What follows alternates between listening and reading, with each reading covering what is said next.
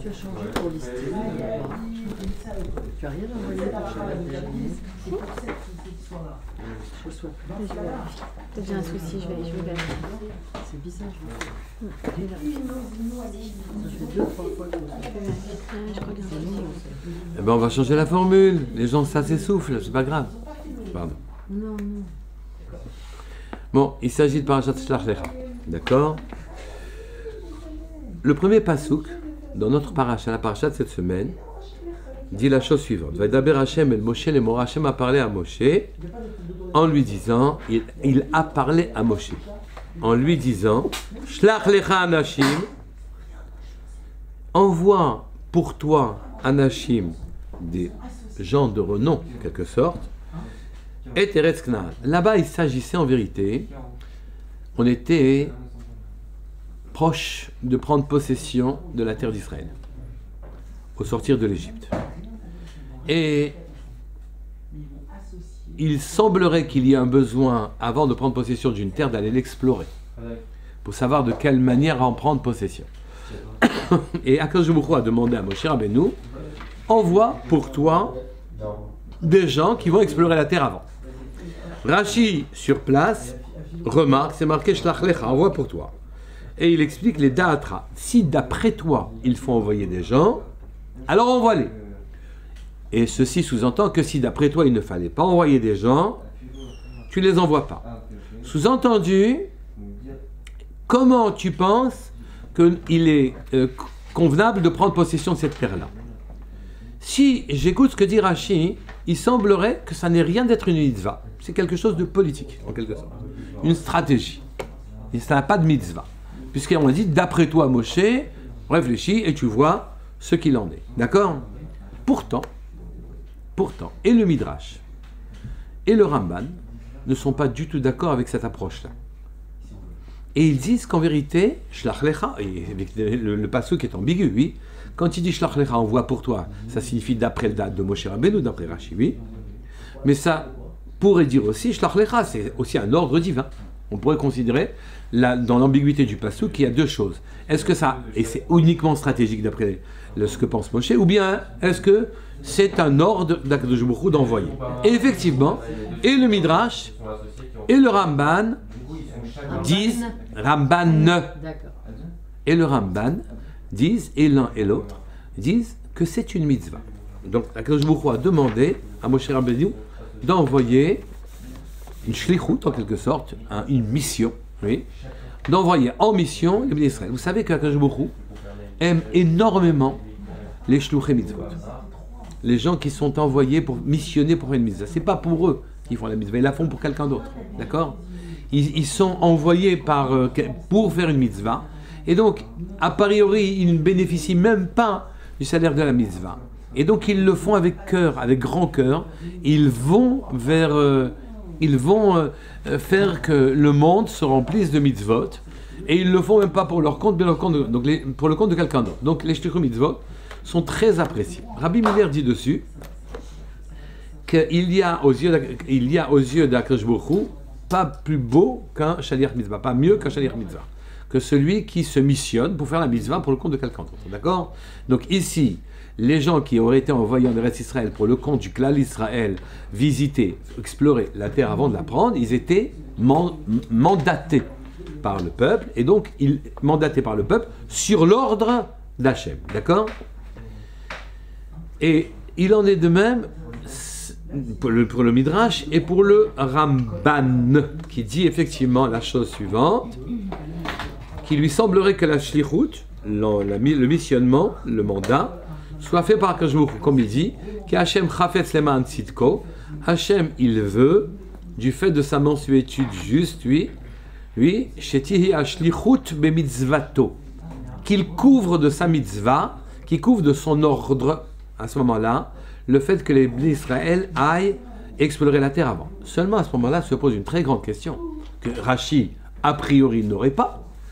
Oui, si c'est Hachem qui les envoie, pour quelle raison n'a-t-il pas empêché, puisqu'on sait le désastre qu'il y a eu derrière, vous connaissez la suite, ils sont rentrés en Israël, et puis là-bas, au lieu de voir les bons côtés de la terre, ils en ont vu les mauvais, oui, enfin, à leur avis, les mauvais. Et ils sont venus en décourageant tout le monde de rentrer en Eretz Israël, sous prétexte que là-bas il y avait des géants, que des gens ils sont invincibles, etc., etc. Donc leur mission, hein, ils ont été mandatés par le peuple pour aller les aider à prendre possession de la terre. Ils sont revenus en disant il ne faut surtout rien faire.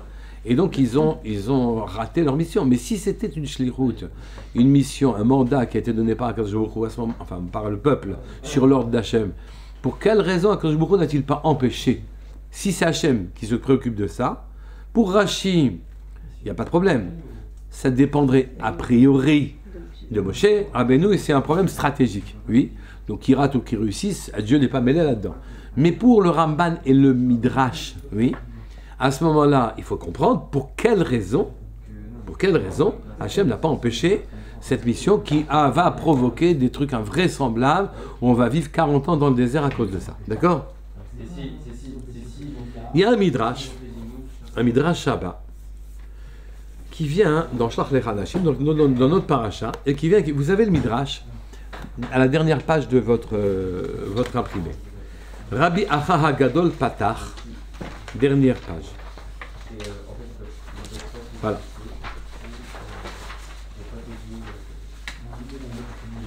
Rabbi Acha HaGadol Patach, Yabesh Chatzir, Naval Tzitz, oui, Vedvar Elokim, Yakum Leolam. Les herbes sèches, les pailles aussi, etc. Rien ne tient. Dernière page, vous l'avez deux. Dernière page. Page. Ouais. Oui. Et les herbes sèches, oui. Et la parole, elle, d'Hachem, elle est tout le temps vivante. À quoi ressemble les Mahadavar de à quoi ressemble cette chose-là? Un roi, les Meler, chez Hayalo à Ohev, qui avait un ami qu'il aimait beaucoup. Oui, et il s'est mis d'accord avec lui, il avait mis une condition avec lui, et il lui avait dit, viens avec moi et je te ferai un cadeau. Il est allé avec lui, ils ont fait ensemble ce qu'ils devaient faire, et à la finale, il est mort, l'ami en question. Et le roi a dit, bien que je n'ai promis le cadeau qu'à ton père, toi, tu es son fils, et dans l'amour que j'ai pour ton père, qui est mort maintenant, je maintiens pour toi le cadeau qui était prévu pour lui. D'accord? Et donc, voilà comment parle le Midrash. D'accord? Toi, mon ami, enfin l'ami qui est mort, tu devais recevoir un cadeau. Et le cadeau que j'ai promis à mon ami, je le donnerai au fils. Il en est de même pour Akadosh Baruch Hu, Melech Malchei Amlachim, je suis à la 5e ligne, oui, qui lui aussi avait comme ami Avraham Avinu, à propos duquel c'est écrit Zera Avraham Ohavai. Mes amis sont aussi les descendants d'Avraham sont mes amis. Amarla Akadosh Baruch Hu, Bo Lech Imi, Akadosh Baruch Hu il a dit aussi à Avraham, mais viens avec moi. Quitte toute la base, le décor dans lequel tu as vécu, ta culture, etc. Quitte tout. D'accord? Viens avec moi. Et il lui a dit, si tu viens avec moi, je te donnerai parcours cette terre. Pourquoi? Parce que cette terre-là, qui colle haaretz asher ata roe lecha etnena, tout ce que tu vois comme terre, maintenant je te la donne à toi. D'accord? Et donc, de la même manière que le fameux roi a dit à son ami, je te donnerai un cadeau si tu m'accompagnes, et que même s'il est mort, il a réservé le cadeau aux enfants, alors de la même manière, Akadosh Baruch Hu, qui a dit à Avraham Avinu, la terre que je vois, à toi je la donnerai, et aussi à tes descendants. D'accord? Et aussi à tes descendants. Oui, ils sont descendants aussi. Ah, oui. Je la donnerai à toi et à tes descendants. D'accord? Et donc, toi, Avraham Avinu, accompagne-moi, et si tu m'accompagnes, je te donnerai la terre. Ah, toi, tu n'es plus là, mais je donnerai la terre aussi aux descendants. Mais on s'insurge. On dit, attends, doucement, le roi en question dont on a parlé au début, il n'avait promis le cadeau que à son ami. Tandis qu'Akadosh Baruch Hu, il a promis la terre aux descendants. Alors pourquoi tu compares des choses qui ne sont pas comparables? Ça nous paraît naturel que la terre revienne aux descendants d'Abraham, car elle a été promise à lui et à sa descendance, et ça n'a rien à voir avec le machin, n'a rien à voir avec le Nimshal. Il n'y a pas de comparaison avec ce qu'on a donné comme exemple, le roi qui avait promis un cadeau à son ami, il a promis qu'à son ami. Comment comprendre? Cette question est posée par toi, Cohen, là-bas, et il nous faudra la résoudre. D'accord? Et avec la solution à cette question-là, on va pouvoir comprendre ce qui se passe dans cette paracha. Ici, dans notre paracha, c'est marqué dans le paracha de Bereshit. Vous connaissez un épisode dans lequel Akadosh Baruch Hu a envoyé un malach qui devait annoncer à Sarah qu'elle aurait un enfant. D'accord? Et Hachem, vous savez qu'il a été annoncé à Abraham, elle écoutait derrière la porte, et elle s'est amusée de cette promesse, oui, magnifique d'avoir un enfant. Elle avait 90 ans, et lui, il avait quasiment 100, presque 90 ans, et lui, presque 100 ans. D'accord? Et Akadosh Baruch Hu est venu voir Abraham, et il lui a dit, Vayomer Hashem el Abraham. Il lui a dit, je vous cite le pasuk, Lama zet tzachaka Sarah. Pour quelle raison elle a rigolé? Pourquoi elle a ri, Sarah? Oui. Les morts en disant, Aaf omnam eled vani zakanti. Comment veux-tu que j'enfante? Et moi, je suis vieille, oui. Non, mais Akadosh Baruch Hu a dit à Abraham seulement, et elle, qu'elle aurait dit qu'elle était vieille. D'accord? Ah oui, bien sûr. Rashi Mefaresh, Akadosh Baruch Hu a modifié les paroles de Sarah, Mipne, Ashalom, Akol, du Shlom Bayit. Il n'a pas été répété que Sarah avait dit, Va Doni Zaken, que mon mari, il est vieux. J'ai entendu, c'est à cause de mon... C'est pas elle qui a 90 ans qui ne peut pas avoir d'enfant. Évidemment, c'est de la faute de son mari qui a 800 ans. D'accord? Mais Akadosh Baruch Hu n'a pas répété ces paroles-là. Il a seulement dit qu'elle avait ri parce qu'elle pensait qu'elle était vieille. D'accord? Tout ça, il ne lui avait pas répondu, il ne lui a pas répété les paroles ce qu'elle avait pensé, pardon. Sarah, Ve'adoni Zaken, et mon maître, lui aussi, il est vieux.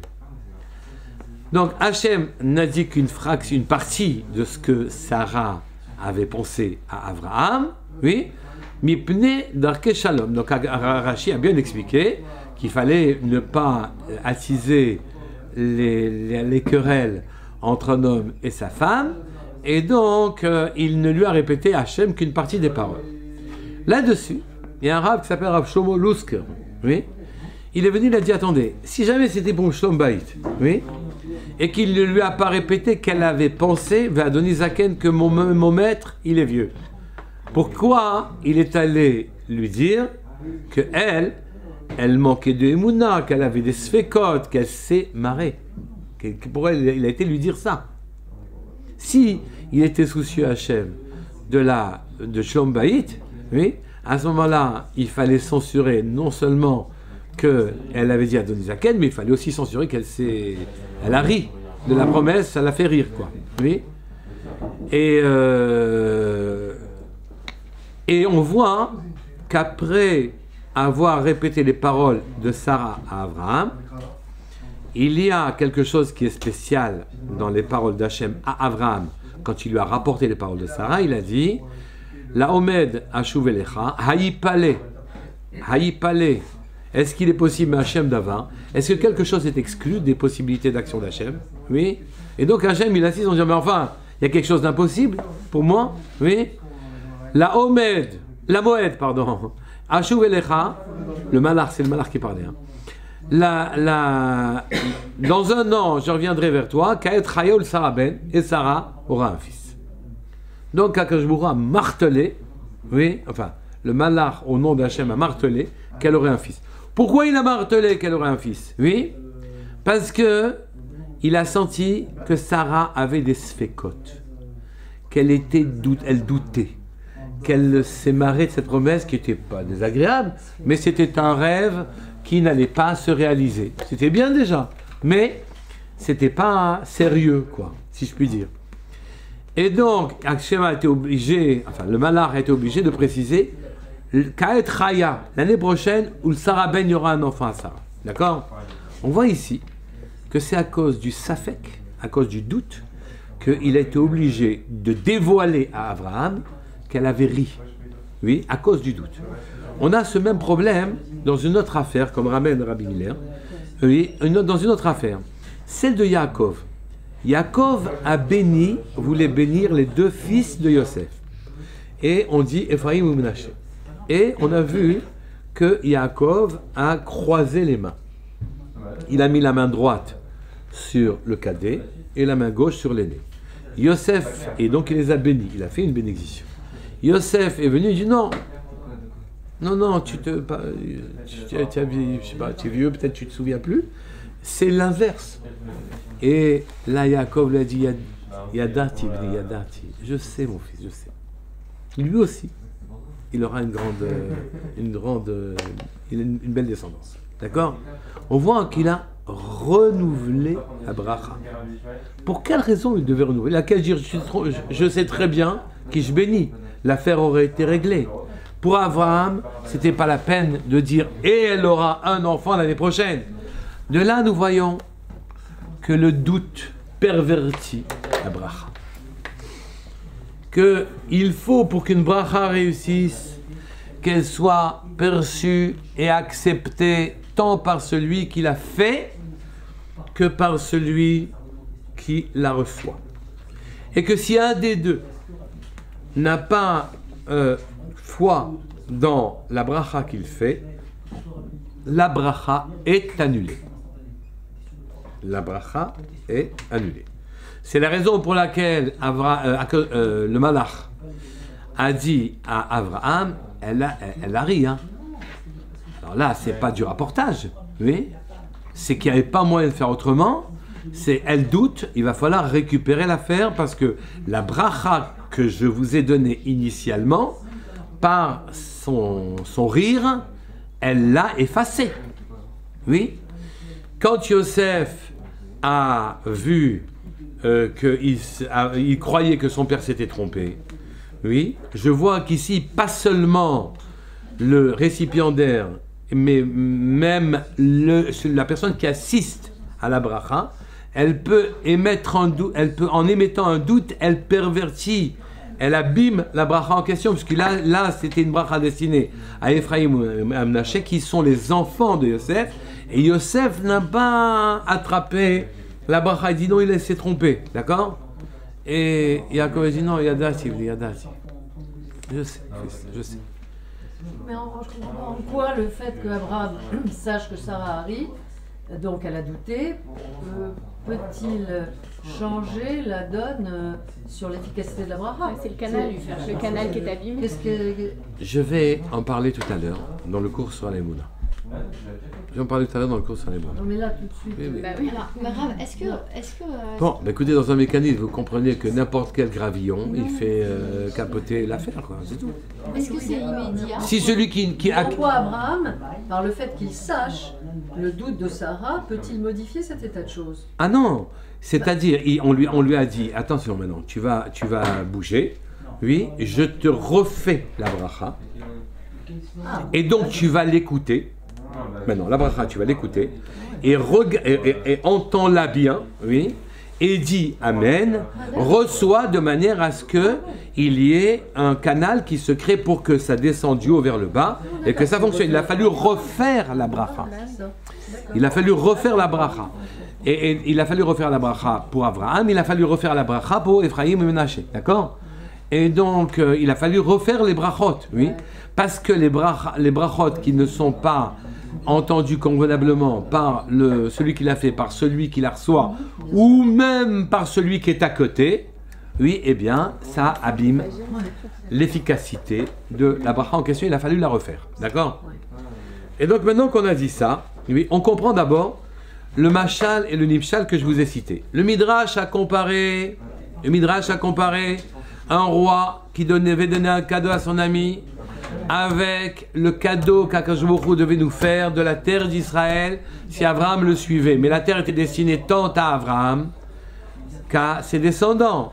Or, il a comparé la promesse qui a été faite à Abraham, la promesse qui a été faite à Abraham, il l'a comparée à au roi il l'a comparé au roi qu'il avait promis qu'à son ami. Oui. Comment pourrions-nous comparer la promesse d'Hachem à Abraham et à ses descendants à une promesse qui a été faite qu'à son ami? Et la réponse, c'est qu'à partir du moment où la descendance ne croit pas à la promesse en question, eh bien à partir de ce moment-là, la bracha est annulée. Or, Akadosh Baruch Hu a dit, je donnerai, suis-moi Abraham, et je donnerai à toi et à ta descendance, oui, la terre en question, la terre d'Israël. Or, les enfants, ils ont dit, explorons. Voyons voir si on va prendre la terre et dans quelles conditions on va la prendre. Oui. Ils ont émis des doutes sur l'efficacité de la bracha qui était celle d'Abraham. Et donc ils se sont retrouvés dans une situation dans laquelle la promesse n'aurait pu être faite qu'Abraham, car ils ont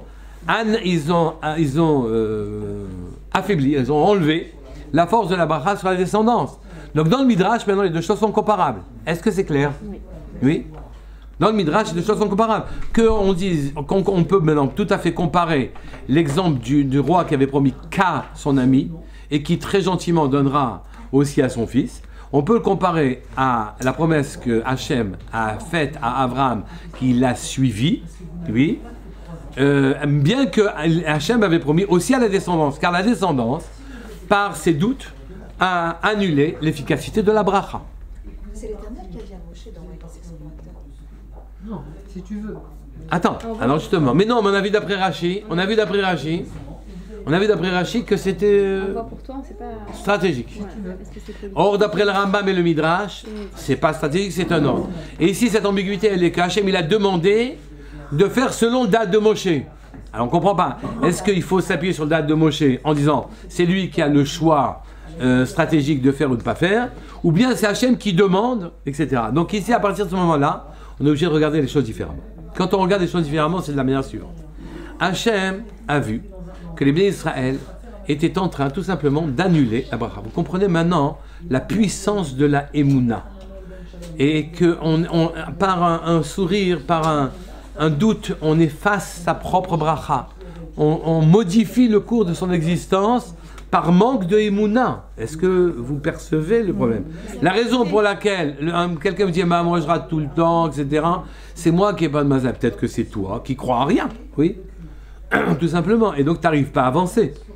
Et donc, voyant Hachem voyant que les bénis d'Israël avaient annulé leur propre bracha, a dit à Moshe, écoute, regarde, c'est toi qui décideras. S'il faut leur envoyer des explorateurs, alors je te donne l'ordre de les envoyer. Oui. Et si jamais tu penses que c'est pas nécessaire, alors ne le fais pas. Moshe a vu les doutes qui étaient les doutes de tout ce peuple-là. Il a dit, je crois qu'il vaut mieux que j'envoie des explorateurs sur l'ordre. Donc maintenant, bien que ce soit le da'at de Moshe, le da'at de Moshe déclenchait une nouvelle bracha. Allez explorer, je vous envoie en mission. Vous nommez les meilleurs d'entre vous de manière à ce qu'ils aillent explorer la terre. Et là, ils le font sur l'ordre divin. Oui. Mais seulement ici, il faut une Messirut Nefesh parfaite. Si je veux être un bon chaliach, je ne dois pas, un bon missionnaire, je ne dois pas avoir le moindre doute. Je dois avancer avec élan, profondeur, ne pas ne pas avoir le moindre problème. Vous savez, dans la paracha de la semaine dernière, c'est marqué énormément de fois Nassoua, Nassé, Vayeler. C'est pas marqué Vayeler, ils sont allés d'Israël. C'est marqué qu'ils ont voyagé. Nassou. Quelle est la différence entre Vayeler et Nassou Bnei Israël? Nassou, c'est j'abandonne tout le passé derrière moi, je laisse tomber. Oui. Vayeler, c'est je traîne mon passé. Yitro, il a dit Vayeler, c'est marqué à son propos. Je retourne chez moi. Bon, j'accepte tout ce qu'on a dit maintenant, mais malgré tout, je retourne chez moi et je traîne mon passé avec moi. Ve Nasso, c'est Nosim, c'est ils partent et ils abandonnent tout derrière eux. À propos d'Abraham, Lech Lecha, c'est marqué Lech.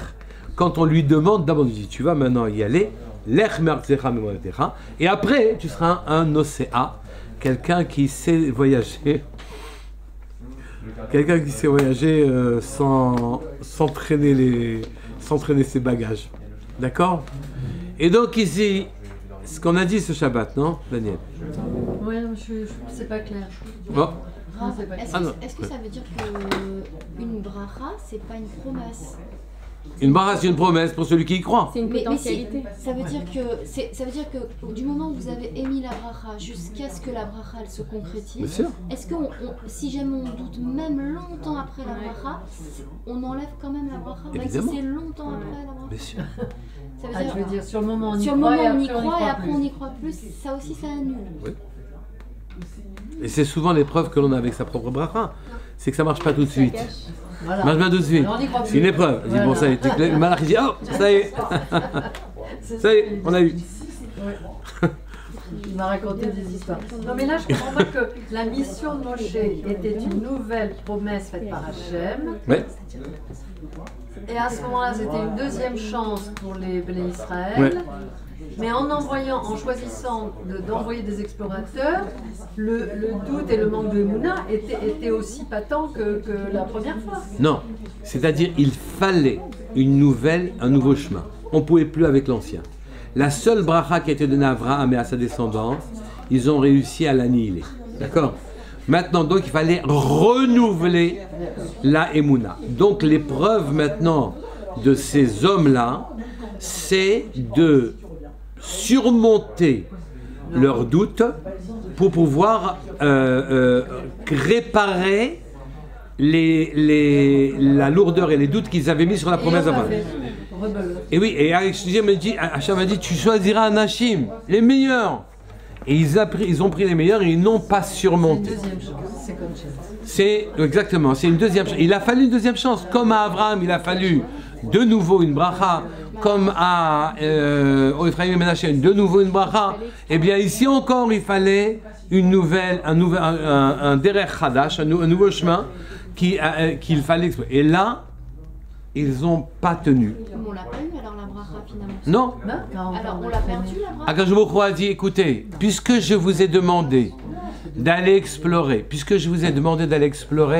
pour pouvoir retrouver la confiance en Hachem.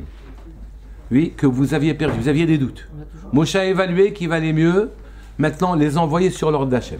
D'accord? Pour recréer, pour réparer l'esprit de doute que vous avez à l'égard des promesses d'Hachem. D'accord? Maintenant, ils sont allés et ils ont continué de douter, ils sont partis du mauvais pied. D'accord? Et ils ont douté encore une fois, donc ils sont retombés lourdement au même endroit où ils se trouvaient auparavant. Au lieu de surmonter leurs doutes et d'abandonner leur je sais pas quoi, leur bagage, ouais. Au lieu d'abandonner, ils ont traîné leurs doutes avec eux derrière eux. D'accord? Jusqu'à maintenant. Attendez, donc Akadosh Baruch Hu a dit, bon, il n'y a pas d'autre solution, 40 ans dans le désert. Vous manquez de Emouna, vous savez quoi? Je vais vous faire vivre maintenant 40 ans dans le désert. D'abord, vous allez tous mourir, premièrement. Ensuite, vous allez vivre 40 ans dans le désert, vous allez voir. Quand vous allez être nourri 40 ans dans le désert, qui est-ce qui vous donne à manger? Oui, là vous allez faire confiance cette fois-ci. Au bout de 40 ans, Le 40, il correspond aussi aux 40 jours des explorateurs? Oui, exactement. Aux 40 jours d'explorateurs, ça veut dire une année par jour d'explorateurs. Et maintenant, vous allez comprendre, oui, que c'est Hachem qui donne les brachot, qui fait vivre. Là, vous allez avoir confiance en lui, effectivement. Au bout de 40 ans, la deuxième mission a été réussie. Et ils sont en train de rester Israël. Est-ce que c'est clair? Très bien. On me fait une pause.